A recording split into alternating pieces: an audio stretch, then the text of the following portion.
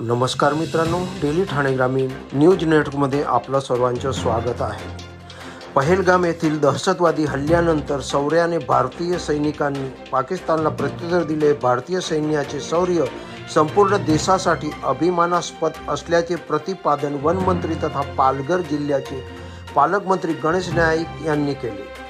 सामर्थ्यवान भारतीय सैन्याचे कौतुक करण्यासाठी तिरंगा रॅलीचे आयोजन पालकमंत्री गणेश नाईक यांच्या प्रमुख उपस्थितीमध्ये आज पालघर येथील दहशतवादी हल्ल्यानंतर सर्व भारतीयांना दरम्यान करण्यात आले। प्रधानमंत्री तिरंगा रॅलीमध्ये खासदार डॉक्टर हेमंत सौराठ, आमदार हरिश्चंद्र या हल्ल्याला जिल्हा भाजपा अध्यक्ष देणार। त्याचप्रमाणे भारतीय मान्यवरांसह नागरिक सैन्य दलाने संयुक्तरित्या कारवाई करत पाकिस्तानातील दहशतवादी अड्डे तसेच हवाईपट्टी उद्ध्वस्त केली।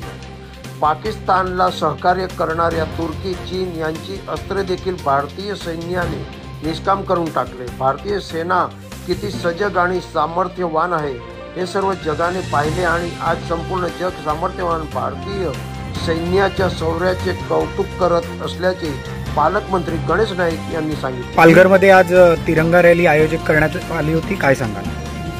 आज पालघरमध्ये जी तिरंगा रॅली आयोजित करण्यात आली त्यामध्ये आपल्या देशातील सैनिकांचं कौतुक करावं आणि देशाच्या नागरिकांच्या धैर्याचं सुद्धा कौतुक करावं हा त्याच्या पाठीमागे उद्देश होता।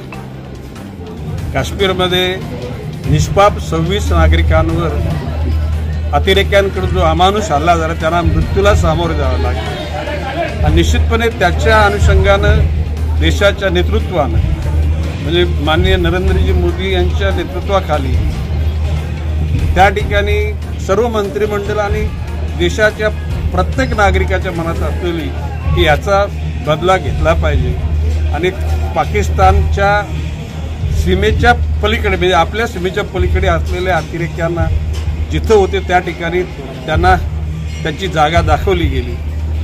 पाक व्याप्त काश्मीरमध्ये लपलेल्या सुद्धा अतिरेक्यांना शोधून काढले गेले आणि भारत हा सामर्थ्यवान आहे। कुठल्याही शस्त्रांना तोंड देण्यासाठी आपली यंत्रणा सुद्धा सतर्क आहे। वायुदल, नौदल, पायदल या तिन्ही घटकांनी आपलं सामर्थ्य सिद्ध केलेलं आहे आणि म्हणून त्यांचं कौतुक करण्याचा हा क्षण आहे आणि त्या क्षणाकरताच आपण या ठिकाणी जमलो होतो।